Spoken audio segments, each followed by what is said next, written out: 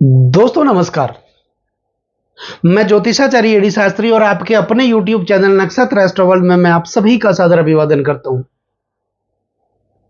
हमारे सौर परिवार में सबसे शुभ ग्रहों में से एक, जिन्हें देवताओं का गुरु कहा जाता है, जो कि हमारे धर्म और अध्यात्म के कारक माने जाते हैं, ज्ञान के कारक माने जाते हैं, शिक्षा के कारक माने जाते हैं, संतान के कारक माने जाते हैं और विशेष करके हमारे भाग्य के कारक माने जाते हैं। देवगुरु बृहस्पति 12 महीनों के बाद अपना राशि परिवर्तन करेंगे। बुध की राशि मिथुन राशि से निकलकर के चंद्रमा की राशि कर्क राशि और अपनी उच्च राशि में प्रवेश करेंगे। 18 अक्टूबर 2025 का वो दिन होगा जिस दिन बृहस्पति 12 महीनों के बाद कर्क राशि में यानी अपनी उच्च राशि में प्रवेश करेंगे। उदित अवस्था में करेंगे और मार्गी अवस्था में करेंगे। जिस दिन बृहस्पति अपना राशि परिवर्तन करेंगे उस दिन पुनर्वसु नक्षत्र का भी संचरण करेंगे और पुनर्वसु नक्षत्र बृहस्पति का अपना नक्षत्र माना जाता है। तो ऐसे में बृहस्पति के इस राशि परिवर्तन का प्रभाव मीन राशि वाले जातकों के जीवन पर किस प्रकार देखने को मिलेगा, इस वीडियो के माध्यम से हम जानने वाले हैं और समझने वाले हैं। दोस्तों 18 अक्टूबर 2025 को बृहस्पति राशि पर परिवर्तन करेंगे। हालांकि इनका राशि परिवर्तन लंबे समय तक नहीं होगा, 5 दिसंबर 2025 तक ये कर्क राशि में रहेंगे। उसके बाद वापस ये वक्री भी होंगे और वापस मिथुन राशि में जाएंगे। तो मीन राशि वाले जातकों के जीवन पर इसका बहुत ही शुभ प्रभाव देखने को मिलेगा। ऐसा कहा जाता है कि बृहस्पति हमारे भाग्य के कारक माने जाते हैं और जीवन में भाग्य का साथ बहुत जरूरी माना जाता है। बिन भाग मिले नहीं भली वस्तु का भोग, दाक पके जब काग के उठे कंठ में रोग। कौआ 12 महीने तक इसी इंतजार में रहता है कि अब की बार जब दाक पकेगी मैं जी भर भर के खाऊंगा।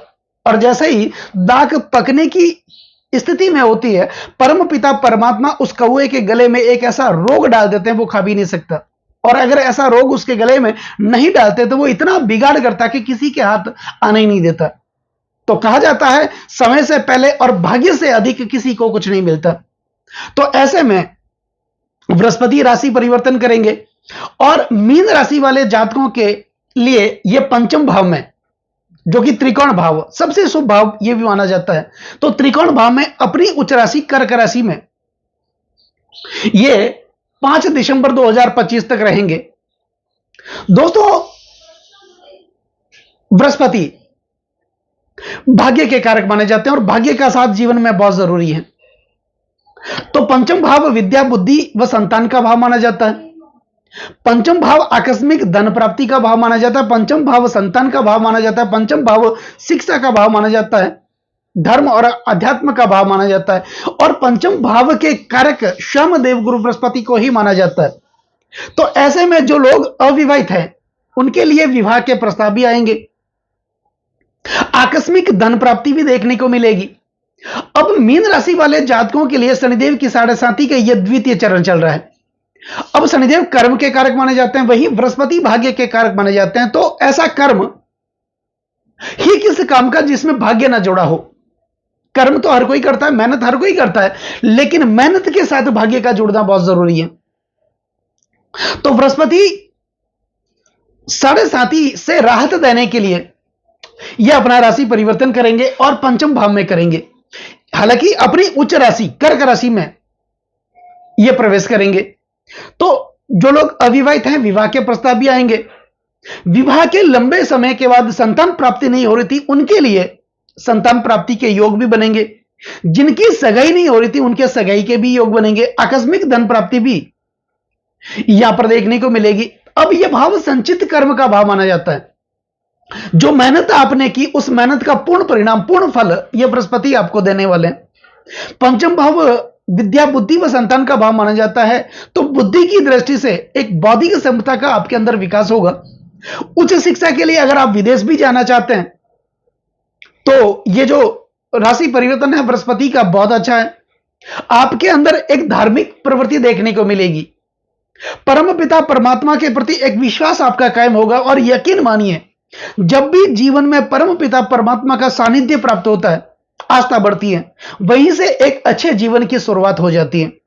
तो बृहस्पति पंचम भाव में चतुर्थ भाव से निकल करके ये गोचर करेंगे। तो 5 दिसंबर 2025 से पहले का जो समय, लगभग 2-2.5 महीने का समय है, मीन राशि वाले जातकों के लिए भाग्य के एक महत्वपूर्ण निर्णय, एक परिवर्तन देखने को मिलेगा। तो यह स्थिति बहुत अच्छी रहेगी। अब ऐसा कहा जाता है कि बृहस्पति जिस भाव में विराजमान होते हैं उस भाव के फल में तो ये वृद्धि करते ही हैं, उस भाव को जागृत तो ये करते ही हैं, लेकिन इनकी दृष्टियों में अमृत पाया जाता है। यानी जिस भाव पर ये दृष्टि डालते हैं उस भाव को भी जागृत कर देते हैं, यानी मृत भाव में जागृत कर देते हैं। तो बृहस्पति के पास महत्वपूर्ण 3 दृष्टियां हैं। बृहस्पति जिस भाव में विराजमान होते हैं उस भाव से पंचम भाव में दृष्टि करते हैं, सप्तम भाव में दृष्टि करते हैं, और एक महत्वपूर्ण दृष्टि इनकी नवम भाव पर भी होती है। सप्तम भाव में तो सभी ग्रह दृष्टि डालते ही हैं, क्योंकि सप्तम भाव होता है हमारी पत्नी का, पति पत्नी का और निजी प्रॉपर्टी का, और हर व्यक्ति अपनी पत्नी की और अपनी निजी प्रॉपर्टी की सुरक्षा देख रेख स्वयं करता है। इसलिए सब ग्रहों को यह दायित्व दिया गया है अपने से सप्तम भाव को देखने का।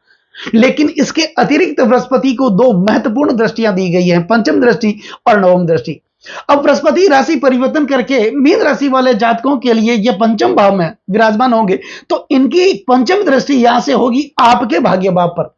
तो निश्चित तौर पर अब पंचम भाव के कारक बृहस्पति माने जाते हैं, और भाग्य भाव दोनों त्रिकोण भाव है, इस भाव के कारक भी बृहस्पति माने जाते हैं। और बृहस्पति दोनों ही त्रिकोण भाव में, एक में तो वो खुद विराजमान रहेंगे और एक त्रिकोण भाव पर इनकी दृष्टि होगी, और भाग्य के कारक तो स्वयं बृहस्पति ही माने जाते हैं। तो यहां से पंचम दृष्टि होगी भाग्य भाव पर, तो भाग्य में विशेष जागृति देखने को मिलेगी। यह भाव धर्म और अध्यात्म का भाव माना जाता है, और बृहस्पति धर्म और अध्यात्म के कारक माने जाते हैं। यकीन मानिए जहां भी धार्मिक कार्य होंगे, मांगलिक कार्य होंगे, आपके समाज में होंगे, परिवार में होंगे, आसपास में जहां भी होंगे, आप बढ़ चढ़ करके हिस्सा लेंगे, उच्च शक्ति के साथ, ऊर्जा के साथ आप हिस्सा लेंगे, जिसके कारण समाज में, परिवार में आपका रुतबा, कद काठी आपकी बढ़ने वाली है। यहां पर धर्म के प्रति आपकी आस्तिकता बढ़ेगी। दूसरा, यह भाव पिता का भाव माना जाता है, तो पिता के साथ अच्छे संबंध स्थापित होंगे, परिवार में अच्छे संबंध स्थापित होंगे, भाइयों के साथ अच्छे संबंध स्थापित होंगे, आपके सपने, आपकी इच्छाएं लगातार पूरी होगी। एक आपके अंदर एक अति आत्मविश्वास की प्राप्ति देखने को मिलेगी, आपके अंदर वाणी कुशलता बढ़ेगी, और आप अपनी वाणी कुशलता के कारण अपना फंसा हुआ काम निकालने में आप माहिर भी होंगे। तो निश्चित तौर पर मानिए बृहस्पति जब तक पंचम भाव में रहेंगे, पंचम भाव में, हालांकि इनका राशि परिवर्तन 12 महीने का होता है, बृहस्पति एक राशि में 12 महीने तक विराजमान रहते हैं, तो 12 महीनों के बाद यह राशि परिवर्तन कर रहे हैं। लेकिन 5 दिसंबर के बाद ये वक्री होंगे, तो स्वाभाविक है जब वक्री होंगे तो एक भाव पीछे का फल भी देंगे, तो ये वापस मिथुन राशि में जाएंगे।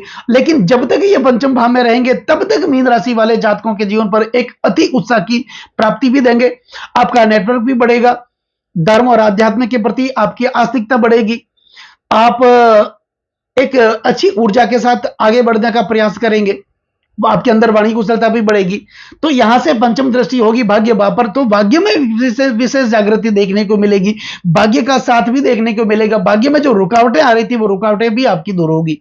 अब यहां से बृहस्पति की सप्तम दृष्टि होगी आपके एकादश भाव पर। एकादश भाव व्यापार का भाव माना जाता है, एकादश भाव इनकम का भाव माना जाता है, एकादश भाव सपनों और इच्छाओं का भाव माना जाता है, आपकी आर्थिक स्थिति का भाव माना जाता है, रोजगार का भाव माना जाता है। तो निश्चित तौर पर आपके जीवन में एक रोजगार की प्राप्ति होगी। अगर आप नौकरी करते हैं तो आपका इंक्रीमेंट भी बढ़ेगा, पदोन्नति बढ़ेगी, प्रमोशन आपका रुका हुआ था वो प्रमोशन आपका बढ़ेगा।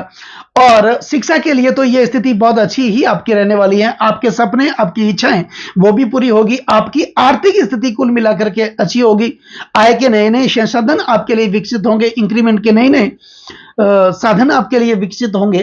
तो कुल मिलाकर के ऐसा कहा जा सकता है कि बृहस्पति की सप्तम दृष्टि अगर एकादश भाव में जाएगी तो आप कर्ज के बोझ तले दबे हुए थे, कर्जा धीरे धीरे उतरेगा, जो पैसे फंसे हुए थे वो पैसे भी आपके जीवन में वापस आएंगे, तो रोजगार की प्राप्ति भी होगी, तो आप निश्चित तौर पर आगे बढ़ेंगे। अब बृहस्पति की एक महत्वपूर्ण दृष्टि नवम दृष्टि जो कि आपके लग्न भाव पर जा रही है, और बृहस्पति नवम दृष्टि से अपनी खुद की राशि मीन राशि को देखेंगे, तो यहां पर लग्न भाव को यह जागृत करेंगे। तो अपनी स्वराशि मीन राशि पर इनकी दृष्टि होगी, नवम दृष्टि होगी। तो लग्न भाव आपके आचरण का भाव माना जाता है, आपके चरित्र का भाव माना जाता है, आपके गुणों का भाव माना जाता है। तो निश्चित तौर पर आपके अंदर अच्छे गुण विकसित होंगे, आपके चरित्र में एक अच्छी शालीनता देखने को मिलेगी, पति पत्नी के रिश्ते अच्छे होंगे, संतान के साथ आपके रिश्ते अच्छे होंगे, और दाम्पत्य जीवन में जो अलगाव चल रहा था वो अलगाव भी यहां पर खत्म होगा। तो कुल मिलाकर के आपके अंदर एक अच्छी स्थिति आपके जीवन में देखने को मिलेगी। बौद्धिक क्षमता का आपके अंदर विकास होगा, तर्क शक्ति, इच्छा शक्ति का आपके अंदर विकास होगा, तो वाणी कुशलता भी बढ़ेगी। तो आपके चरित्र में भी एक अच्छा अवसर देखने को मिलेगा। तो कुल मिलाकर के आप आगे बढ़ने का लगातार प्रयास करेंगे और ऊर्जा के साथ आप प्रयास करेंगे। तो यह स्थिति रहेगी 18 अक्टूबर 2025 से लेकर 5 दिसंबर 2025 तक, जब तक बृहस्पति अपनी उच्च राशि में पुनर्वसु नक्षत्र में और आपके पंचम भाव त्रिकोण भाव में, इस भाव के कारक बृहस्पति माने जाते हैं, जब तक यहां पर रहेंगे और इनकी दृष्टियां भी जहां जहां जाएगी उस भाव को जागृत करेगी। तो यह स्थिति रहेगी मीन राशि वाले जातकों के लिए। तो दोस्तों, अब बात करते हैं कुछ महत्वपूर्ण उपायों की। तो उपाय में बृहस्पति से संबंधित आप उपाय करें, गुरु की सेवा करें, गाय को आप रोटी दें। दूसरा, जब तक बृहस्पति आपके पंचम भाव में रहेंगे आप स्वर्ण धारण जरूर करें। पीले पुष्प आप जहां भी विष्णु भगवान हो वहां पर अर्जित आप जरूर करें। विष्णु सहस्त्र का आप पाठ कर सकते हैं, गायत्री मंत्र का उच्चारण आप कर सकते हैं। तो ऐसा उपाय आपको निरंतर करना है। जहां भी शुभ कार्य के लिए, मांगलिक कार्य के लिए आप घर से बाहर निकलते हैं तो आपके मस्तक पर केसर और हल्दी का तिलक आप अगर लगाना चाहते हैं, चंदन का तिलक आप लगाएं। बृहस्पति की कृपा आप लोगों पर हमेशा प्राप्त होती रहेगी। तो दोस्तों, कैसा लगे ये वीडियो अगर आपको अच्छा लगा हो, मेरे समझाने का तरीका अगर आपको सार्थक लगा हो, तो इस वीडियो को आप आगे से आगे शेयर जरूर करें, बेल आइकन बटन को जरूर दबाएं ताकि मेरे आने वाले और भी नई नई वीडियो के नोटिफिकेशन सीधे आप तक पहुंच जाएं। लाइक जरूर करें, कमेंट जरूर करें, क्योंकि आपका एक लाइक और एक कमेंट मेरे अंदर बहुत ज्यादा आत्मविश्वास बढ़ देता है। और चैनल को सब्सक्राइब जरूर करें और कमेंट में ओम नमः शिवाय, ओम गुरुवे नमः ये आप जरूर लिखें। नमस्कार दोस्तों।